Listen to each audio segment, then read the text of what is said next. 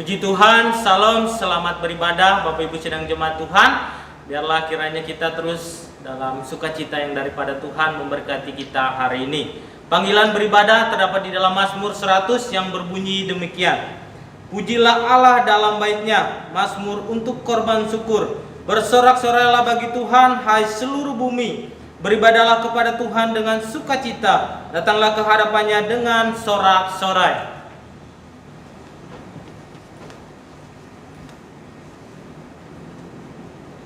Pertolongan kita adalah dalam nama Tuhan yang menjadikan langit dan bumi.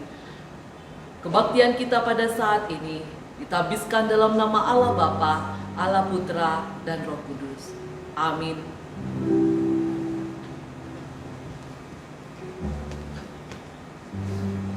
Kita nyanyikan pujian Kidung Jemaat nomor 17, Tuhan Allah Hadir.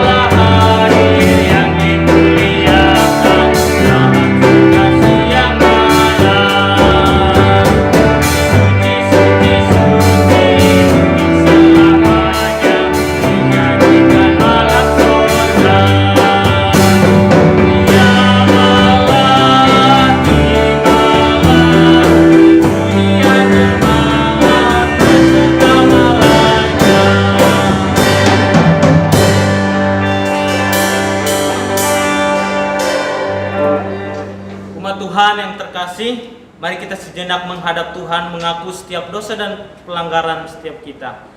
Jemaat Tuhan dipersilakan untuk mengambil satu sejenak. Tuhan Allah Bapa yang bertata dalam kerajaan sorga, kami tahu Tuhan ada begitu banyak hal yang kami lakukan, baik sengaja, baik pun tidak sengaja, yang sudah kami lakukan.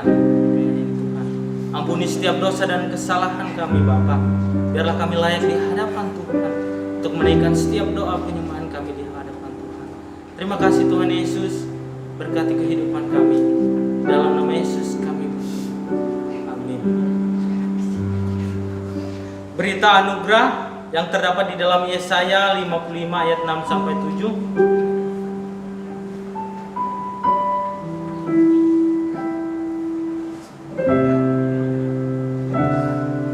Yang berbunyi demikian. Carilah Tuhan selama ia berkenan ditemui, berserulah kepadanya selama ia dekat. Baiklah orang fasik meninggalkan jalannya, dan orang jahat meninggalkan rancangannya. Baiklah ia kembali kepada Tuhan, maka dia akan mengasihinya, dan kepada Allah kita, sebab ia memberi pengampunan dengan limpahnya. Demikianlah berita anugerah dari Tuhan. Pembaharuan komitmen yang terdapat dalam 2 Timotius pasal yang pertama ayat yang ke-7. 2 Timotius pasal yang pertama ayat yang ke-7.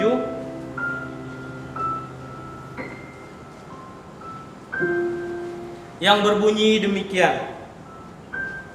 Sebab Allah memberi kepada kita bukan roh ketakutan, melainkan roh membangkitkan kekuatan, kasih dan ketertiban. Demikianlah pengakuan dosa, berita anugerah, dan pembaharuan komitmen dari Tuhan.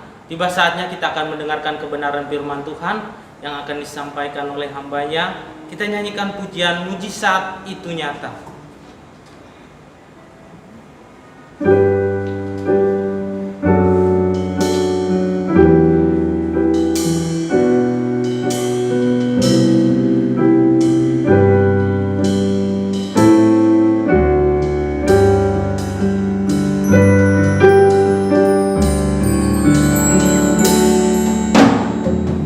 Terbatas kuasamu Tuhan.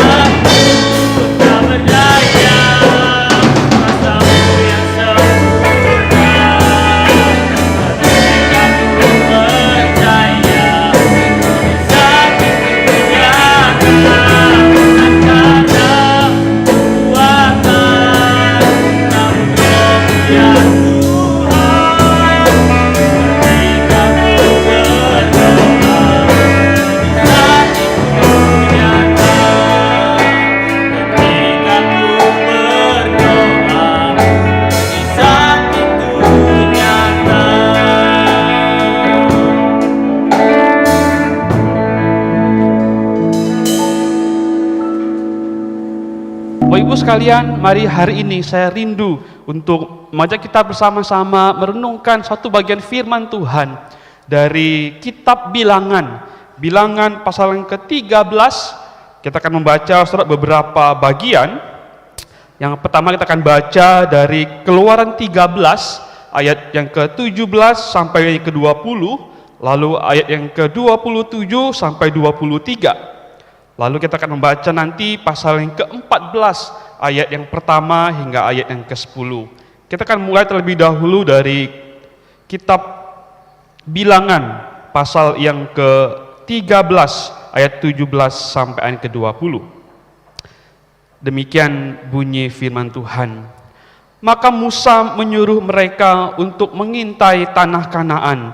Katanya kepada mereka, pergilah dari sini ke tanah Negeb dan naiklah ke pegunungan dan amatilah bagaimana keadaan negeri itu, apakah bangsa yang mendiaminya kuat atau lemah, apakah mereka sedikit atau banyak, dan bagaimana negeri yang didiaminya, apakah baik atau buruk, bagaimana kota-kota yang didiaminya, apakah mereka diam di tempat-tempat yang terbuka atau di tempat-tempat yang berkubu, dan bagaimana tanah itu, apakah gemuk atau kurus, apakah ada di sana pohon-pohonan atau tidak.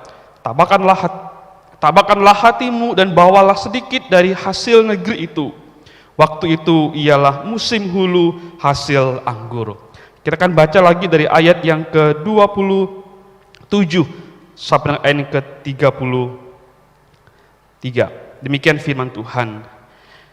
Mereka menceritakan kepada kami suatu negeri. Mereka menceritakan kepadanya, kami sudah masuk ke negeri kemana kau suruh kami, dan memang negeri itu berlimpah-limpah susu dan madunya, dan inilah hasilnya. Hanya bangsa yang diam di negeri itu kuat-kuat, dan kota-kotanya berkubu dan sangat besar. Juga keturunan Enak telah kami lihat di sana. Orang Amalek diam di tanah Negeb, orang Het, orang Yebus, dan orang Amori diam di pegunungan. Orang Kanaan diam di sepanjang laut dan sepanjang tepi sungai Yordan. Kemudian Kaleb mencoba menenteramkan hati bangsa itu di hadapan Musa, katanya, tidak, kita akan maju dan menduduki negeri itu, sebab kita pasti akan mengalahkannya. Tetapi orang-orang yang pergi ke sana bersama-sama dengan dia berkata, kita tidak dapat maju menyerang bangsa itu, karena mereka lebih kuat daripada kita. Juga mereka menyampaikan kepada orang Israel kabar busuk tentang negeri yang diintai mereka dengan berkata, negeri yang telah kami lalui untuk diintai adalah suatu negeri yang memakan penduduknya, dan semua orang yang kami lihat di sana adalah orang-orang yang tinggi-tinggi perawakannya. Juga kami lihat di sana orang-orang raksasa, orang Enak yang berasal dari orang-orang raksasa, dan kami lihat diri kami seperti belalang, dan demikian juga mereka terhadap kami. Pasal yang ke-14 ayat yang pertama sampai ayat ke-10. Lalu segenap umat itu mengeluarkan suara nyaring, dan bangsa itu menangis pada malam itu.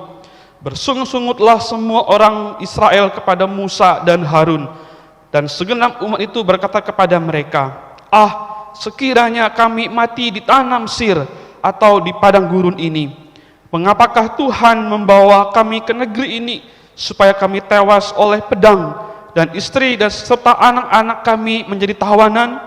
Bukankah lebih baik kami pulang ke Mesir? Dan mereka berkata seorang kepada yang lain, baiklah kita mengangkat seorang pemimpin lalu pulang ke Mesir. Lalu sujudlah Musa dan Harun di depan mata seluruh jemaah Israel yang berkumpul di situ. Tetapi Yosua bin Nun dan Kaleb bin Yefune, yang termasuk orang-orang yang telah mengintai negeri itu, mengoyakkan pakaiannya dan berkata kepada segenap umat Israel, negeri yang kami lalui untuk diintai itu adalah luar biasa baiknya. Jika Tuhan berkenan kepada kita, maka Ia akan membawa kita masuk ke negeri itu dan akan memberikannya kepada kita, suatu negeri yang berlimpah-limpah susu dan madunya. Hanya janganlah memberontak kepada Tuhan, dan janganlah takut kepada bangsa negeri itu, sebab mereka akan kita telan habis. Yang melindungi mereka sudah meninggalkan mereka, sedang Tuhan menyertai kita. Janganlah takut kepada mereka. Lalu segenap umat itu mengancam hendak melontari kedua orang itu dengan batu. Tetapi tampaklah kemuliaan Tuhan di kemah pertemuan kepada semua orang Israel. Bapak Ibu sekalian, sedemikian juga pembacaan kita pada hari ini, yang berbagai setiap kita yang membaca, merenungkan, dan menjadi pelaku-pelaku firman Tuhan.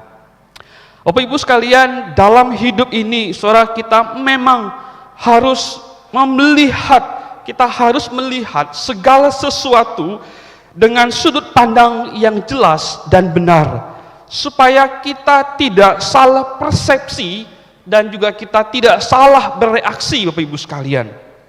Saudara, kita bisa melihat hal yang sama atau objek yang sama, tapi jika sudut pandang kita berbeda dalam melihat, saudara, maka ini akan menghasilkan persepsi yang juga berbeda tentang hal itu. Saudara, persepsi yang berbeda itu juga akan melahirkan reaksi atau respons atau tindakan yang berbeda pula. Saudara, inilah yang terjadi dengan orang Israel pada waktu itu, dengan ke-12 pengintai dalam perikop yang tadi kita baca. Saudara, sudut pandang ke-10 orang pengintai itu berbeda dengan sudut pandang dari 2 orang pengintai lainnya, yaitu Yosua dan Kaleb. Saudara, perbedaan sudut pandang mereka itu menghasilkan persepsi mereka yang berbeda tentang tanah Kanaan. Dan perbedaan persepsi mereka itu, saudara, menghasilkan reaksi atau respon mereka yang juga berbeda terhadap tanah Kanaan itu. Bapak Ibu sekalian, Ulangan 13-14 ini, saudara, mengatakan kepada kita bahwa Musa atau Allah itu menyuruh Musa untuk memanggil atau untuk memilih ada 12 orang yang akan diutus untuk mengintai tanah Kanaan. Maka Musa mulai memilih dari tiap-tiap suku Israel, dipilihlah satu orang yang menjadi pemimpin untuk mengintai tanah Kanaan. Setelah mereka misalnya ada Syamua, ada Safat, ada Gadiel, ada Amil, ada Kaleb, ada Yosua, dan beberapa lainnya. Setelah Musa kemudian menyuruh mereka untuk pergi mengintai tanah Kanaan. Saudara, apa yang Musa minta supaya mereka amati dengan baik terkait dengan tanah Kanaan itu? Saudara, ayat yang ke-18 sampai 19, Musa memberikan rincian yang mesti mereka amati baik-baik ketika mereka tiba di tanah Kanaan itu.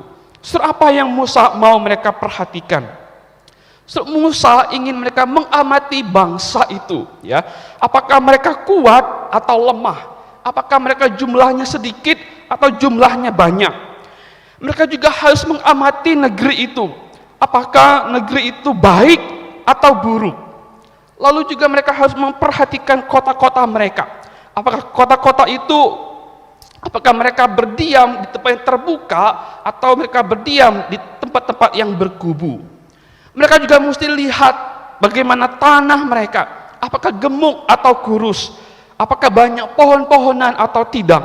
Dan semua itu, saudara, mereka mesti mengamati dengan baik, dan supaya mereka dapat memberikan laporan kepada Musa dan Harun yang akurat, yang betul-betul sesuai dengan apa yang mereka amati itu. Nah, saudara, maka mulailah kemudian 12 pengintai itu berjalan dan mengintai tanah Kanaan dengan seksama. Setelah mereka mengamati baik-baik bagaimana kondisi bangsa itu, bagaimana keadaan negeri itu, bagaimana kota-kota mereka, tanah mereka, dan sebagainya. Lalu saudara, apa yang mereka temui atau mereka lihat di tanah Kanaan itu? Setelah pasal yang ke-13 ayat yang ke-12 menyebutkan bahwa di sana, di Kanaan itu, saudara, ada orang-orang atau ada orang-orang keturunan Enak yang tinggi mereka seperti raksasa. Saudara, seberapa besarkah mereka? Saudara, kita membaca di pasal yang ke-13 ayat yang ke-33, saudara, kita menemukan bahwa ke-10 pengintai itu menyebutkan bahwa orang-orang Enak itu mereka seperti raksasa, jika dibandingkan dengan mereka, mereka hanya seperti belalang besarnya jika dibandingkan dengan orang-orang enak itu. Artinya mereka gagah perkasa, mereka tinggi besar, dan jika dibandingkan dengan para pengintai itu, mereka seperti belalang di hadapan orang-orang enak itu. Tapi saudara, di balik keadaan atau di balik kemudian orang-orang yang gagah perkasa itu, seperti yang raksasa itu Bapak Ibu sekalian, tapi tanah Kanaan itu menyimpan hasil tanah yang sangat baik sekali. Tanah itu begitu subur, begitu indah sekali.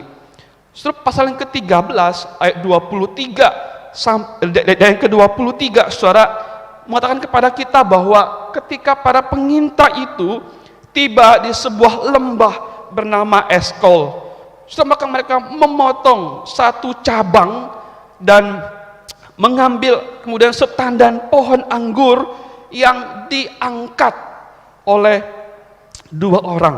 Saudara, ada satu cabang yang berisi satu tandan buah anggur dan diangkat atau dipikul oleh dua orang. Saudara, kita bisa membayangkan begitu ya, betapa suburnya, betapa baiknya, betapa bagusnya buah anggur itu sehingga mesti diangkat oleh dua orang begitu. So, saya secara pribadi belum pernah begitu ya melihat buah anggur yang mesti dipikul oleh dua orang begitu ya, saking banyaknya. So, ini menunjukkan kepada kita bahwa tanah itu subur dan kondisinya betul-betul baik sekali, saudara. Maka tidak heran kalau tanah itu kemudian dijuluki tanah yang berlimpah dengan susu dan madunya. Lalu saudara, di pasal yang ke-13 ayat 27 sampai 29, saudara, para 10 pengintai itu memberikan laporan mereka kepada Musa dan juga kepada Harun, apa yang mereka amati di tanah Kanaan itu. Saudara, mereka mengatakan bahwa memang negeri itu berlimpah dengan susu dan madunya. Hanya bangsa yang diam di negeri itu kuat-kuat, dan kota mereka itu berkubu sangat besar. Orang-orang Amalek, orang-orang Het, orang Yebus, orang Amori berdiam di pegunungan. Saudara, artinya tidak mungkin bagi orang Israel bisa menyerang tanah Kanaan dari pegunungan, karena di pegunungan dipenuhi oleh orang-orang itu yang menjaga sedemikian kuatnya. Lalu saudara, mereka juga melanjutkan, demikian juga dengan orang Kanaan, mereka diam di sepanjang laut dan di sepanjang tepi sungai Yordan. Terus artinya pun tidak mungkin juga menyerang tanah Kanaan dari laut, dari pantai sungai. Kenapa? Karena di situ pun juga mereka berdiam. Terus artinya mereka mengatakan bahwa tidak ada celah yang kita bisa masuki dan menyerang tanah Kanaan itu. Dari pegunungan sampai ke laut itu dijaga dengan baik, dengan ketat oleh orang-orang di tengah-tengah tanah Kanaan itu.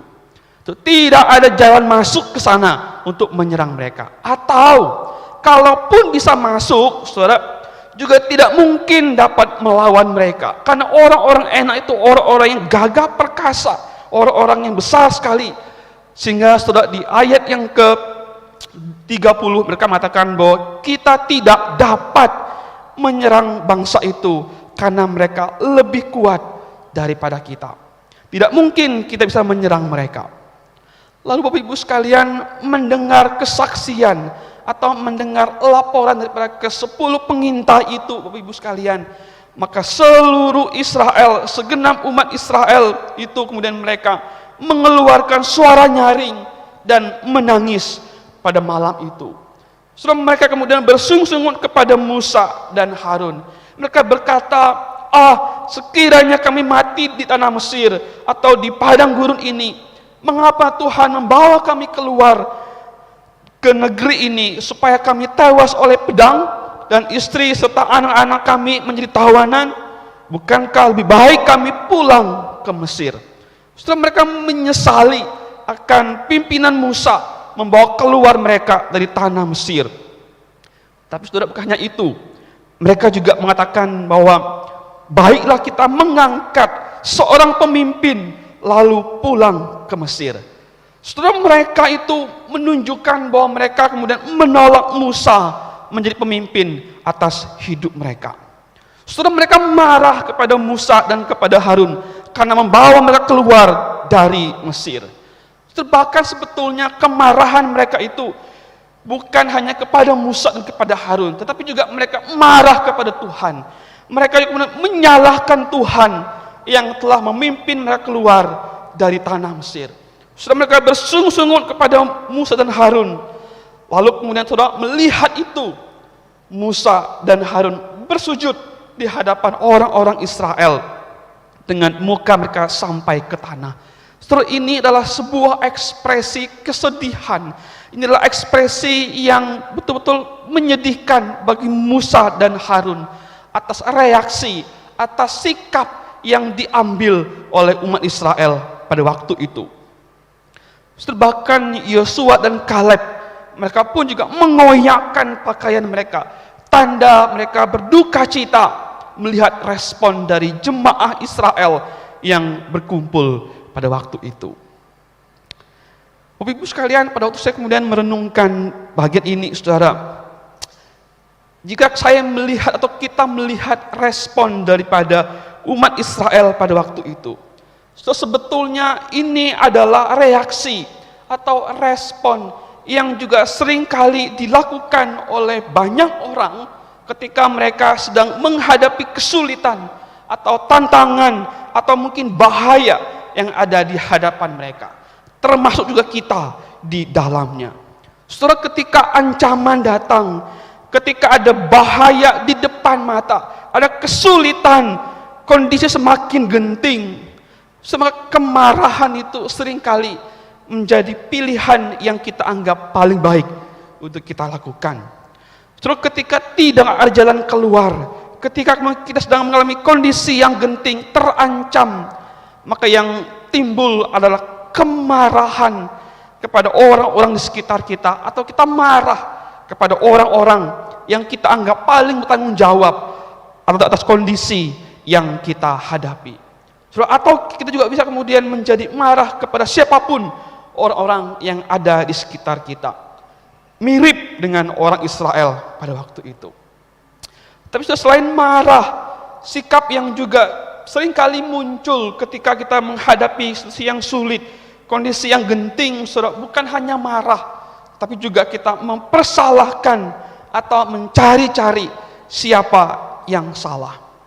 Kalau kita mulai kemudian mencari objek atau mencari orang-orang yang kita bisa persalahkan atas situasi yang sedang kita hadapi. Sudah persis sama dengan orang Israel pada waktu itu.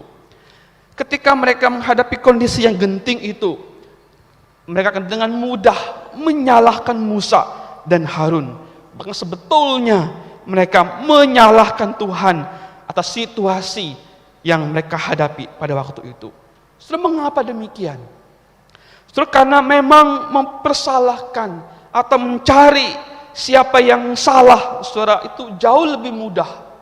Mencari siapa yang salah, saudara, akan membuat kita puas dan menyalahkan orang lain yang mungkin kita pikir paling bertanggung jawab akan situasi yang kita hadapi.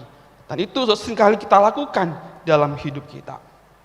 Saudara, atau ekspresi yang lain, bukan hanya marah, bukan hanya mempersalahkan.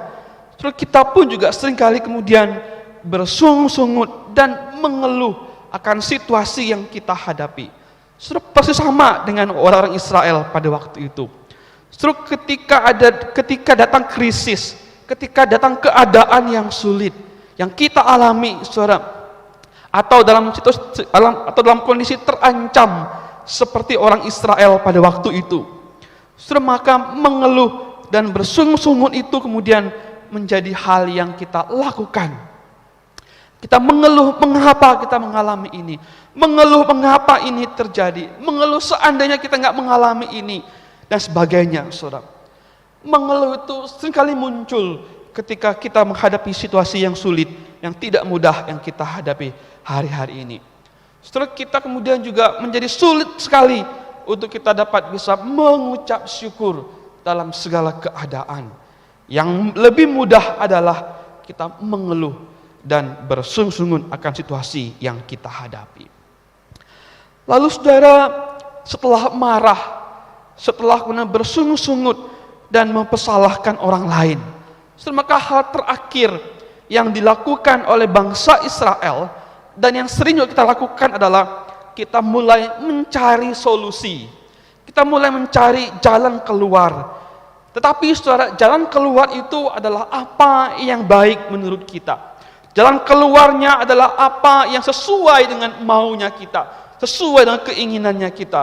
Saudara, mirip sekali dengan orang Israel. Saudara, bagi mereka solusinya adalah cari pemimpin baru yang boleh membawa mereka kembali lagi pulang ke Mesir. Itu menurut pemikiran mereka, saudara. Tapi tentu itu keliru di hadapan Tuhan. Saudara, kita pun juga seperti demikian, bukan? Ketika kita menghadapi kondisi yang sulit, kita mungkin mencari solusi, jalan keluar. Tetapi saudara, jalan keluar kita adalah apa yang kita anggap paling baik, paling benar, dan sesuai dengan maunya kita, bukan maunya Tuhan. Kita nggak peduli apakah itu sesuai dengan kehendak Tuhan atau tidak. Yang kita pikir adalah apa yang sesuai dengan kemauan kita. Saudara, seringkali itu yang kita lakukan ketika kita menghadapi situasi yang sulit. Saudara, kita mengambil jalan keluar sesuai dengan kacamata kita, sesuai dengan perspektif kita, sesuai dengan pikiran kita, dan kita mengabaikan apa yang menjadi perspektifnya Tuhan, apa yang menjadi kacamata Tuhan bagi kita sebagai orang percaya. Bapak Ibu sekalian, namun tahukah kita bahwa situasi ini saudara muncul atau terjadi, atau saudara respon ini muncul di tengah-tengah umat Israel, saudara, adalah karena ke-10 pengintai itu melihat tanah Kanaan bukan dengan kacamata iman kepada Tuhan. Saudara, kondisi yang dialami oleh orang Israel itu, reaksi mereka, tindakan mereka, saudara, respon mereka terhadap laporan yang diberikan oleh 10 pengintai itu, saudara, adalah karena ke-10 pengintai ini melihat tanah Kanaan bukan dari kacamata mereka sebagai umat Tuhan. Saudara, mereka hanya melihat bangsa Kanaan sebagai bangsa yang menakutkan, sebagai bangsa yang tinggi besar, bangsa yang tidak mungkin dilawan, bangsa yang gagah perkasa, dan tidak mungkin mereka melawan itu. Mereka melihat kelemahan mereka. Mereka bilang, kita tidak mungkin mampu melawan bangsa yang besar itu. Bahkan mereka juga menambahkan bahwa orang-orang Kanaan itu adalah orang-orang yang memakan penduduknya. Mereka memprovokasi, mereka menakut-nakuti orang Israel supaya jangan maju ke sana, karena orang-orang Kanaan itu memakan penduduknya. Saudara, sehingga kemudian hal itu membuat mereka mengatakan tidak mungkin kita maju, tidak mungkin kita mengalahkan orang Israel, orang Kanaan itu. Kita lebih baik pulang saja dan kembali ke Mesir. Saudara, mereka terlalu kuat bagi kita. Mereka terlalu hebat dan tidak mungkin kita menghadapi mereka. Saudara, itulah laporan atau itulah kemudian pikiran daripada 10 pengintai itu. Dan kemudian juga pikiran daripada orang-orang Israel yang berkumpul pada waktu itu. Saudara, berbeda sekali dengan respon atau tindakan yang dilakukan oleh kedua orang pengintai lainnya, itu Kaleb dan juga Yosua. Saudara, di tengah 10 pengintai melemahkan semangat orang Israel dan mengajak mereka pulang dan mundur kembali ke Mesir. Tapi saudara, Kaleb dan Yosua justru mengajak mereka maju berperang dan menduduki negeri itu. Bahkan Kaleb di ayat yang ke-30 saudara mengatakan demikian, kita pasti akan mengalahkan mereka, kita pasti akan mengalahkannya. So, Kaleb dengan iman dia berkata, kita pasti akan mengalahkan negeri Kanaan itu.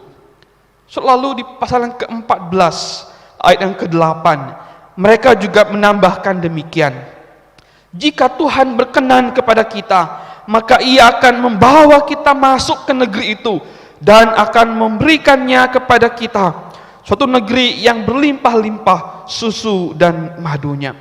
Setelah mereka yakin betul bahwa Tuhan pasti akan memberikan negeri Kanaan itu kepada bangsa Israel. Mereka yakin Tuhan akan menolong mereka untuk mengalahkan tanah Kanaan itu dan menduduki negeri mereka. Saudara, inilah mata iman, inilah iman Kaleb dan juga Yosua ketika mereka menghadapi kesulitan, ketika mereka menghadapi tantangan yang begitu besar di depan mata mereka itu. Saudara, mereka melihat negeri Kanaan bukan dengan mata yang penuh ketakutan, tapi mereka melihatnya dengan mata yang penuh iman kepada Tuhan dan yakin bahwa Tuhan pasti akan memberikan kepada mereka negeri Kanaan itu. Bapak Ibu sekalian, kalau kita mencoba melihat dua respon atau dua sikap antara 10 pengintai dengan kedua orang ini, yaitu Kaleb dan Yosua, kita melihat ada dua hal yang sangat-sangat berbeda dari mereka.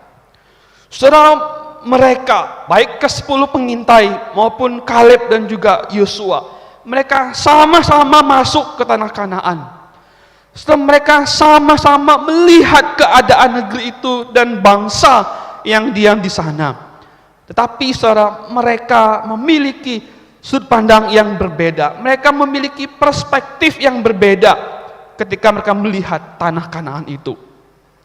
Terus Kaleb dan Yosua melihat tanah Kanaan dengan mata iman kepada Tuhan. Sementara ke-10 pengintai lainnya itu melihat tanah Kanaan dengan sudut pandang ketakutan dan ketidakmungkinan. Saudara, perbedaan cara pandang, cara melihat itu menghasilkan persepsi mereka yang berbeda tentang tanah Kanaan. Dan saudara, persepsi mereka yang berbeda itu kemudian menghasilkan reaksi atau respon mereka yang berbeda juga. Bapak Ibu sekalian, di tengah-tengah keadaan yang sulit yang kita hadapi hari-hari ini, saya rindu mengajak kita untuk melihatnya dari sudut pandang yang sama, yaitu dari sudut pandang kita sebagai umat Allah, dari kacamata iman kita kepada Tuhan. Saudara, apa yang tidak mungkin bagi dunia, mungkin bagi Allah. Saudara, apa yang mustahil bagi dunia, tidak mustahil bagi Allah.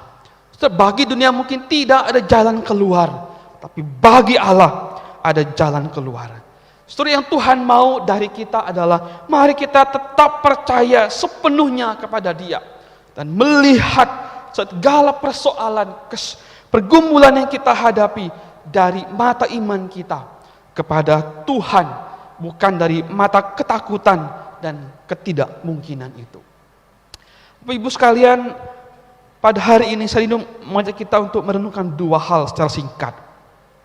Saudara, yang pertama yang saya mau kita renungkan adalah sebuah sikap marah, sikap mempersalahkan orang lain, bersungut-sungut di tengah persoalan dan kesulitan, dan mencari jalan keluar yang menurut pikiran kita dan kehendak kita, seperti orang Israel.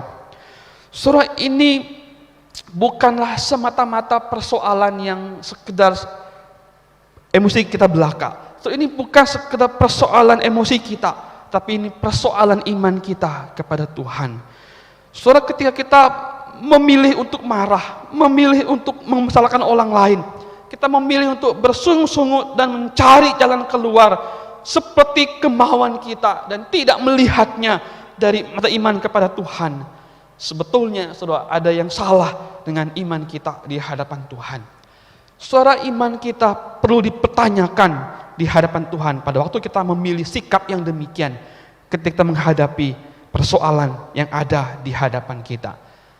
Saudara, yang kedua yang saya mau kita renungkan adalah mari kita melihat peristiwa dan persoalan yang Tuhan dan izinkan kita alami dalam hidup kita, saudara.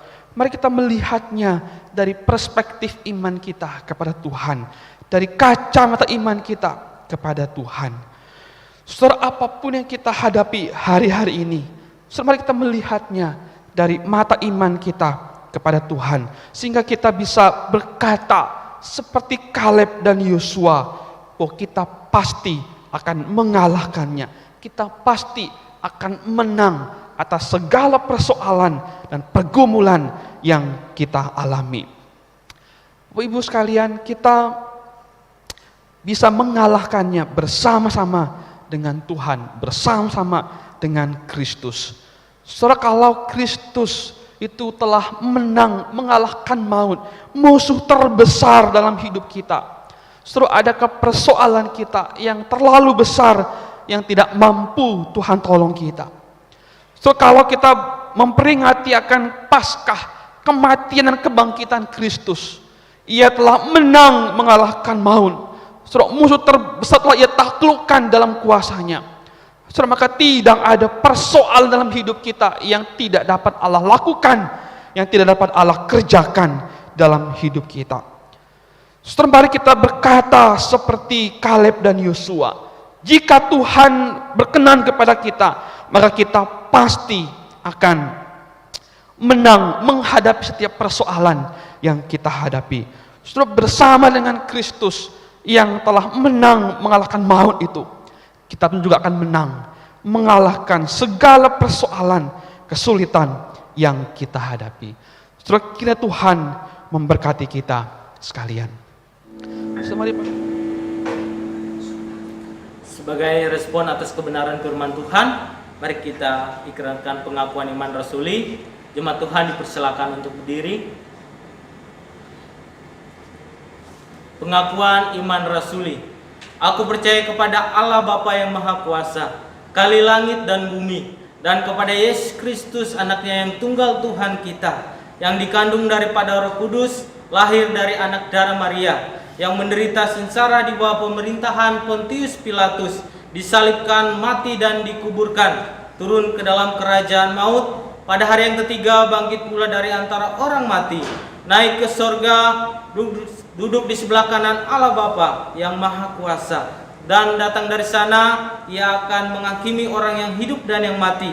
Aku percaya kepada Roh Kudus, gereja yang kudus dan am, persekutuan orang kudus, pengampunan dosa, kebangkitan orang mati, dan hidup yang kekal. Amin.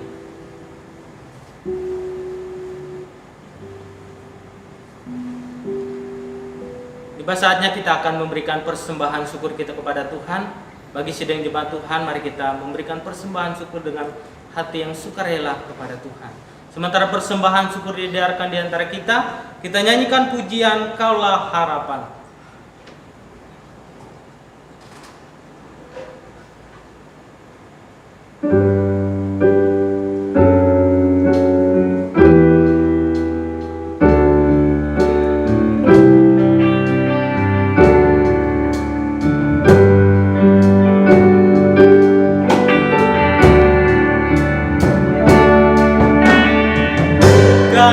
Dengan kekuatan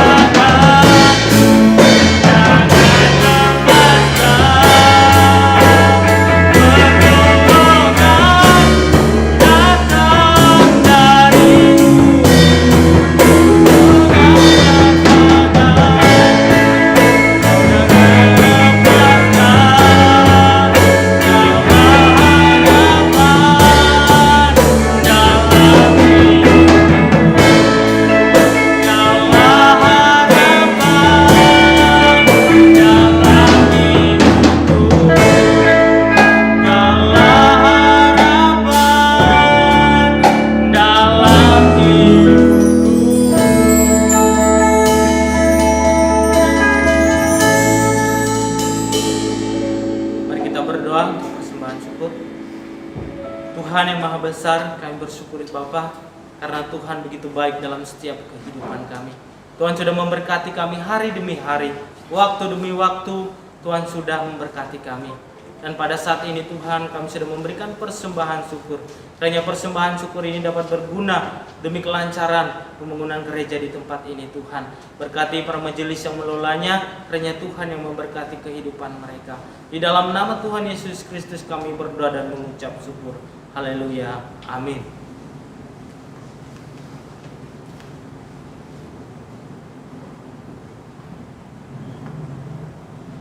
Arahkanlah hatimu kepada Tuhan.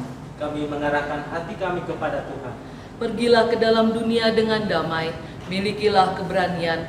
Pertahankan apa yang baik, jangan lakukan yang jahat. Hiburlah mereka yang tawar hati. Kuatkanlah yang lemah, bantulah yang menderita. Hormati semua orang dan layanilah Tuhan.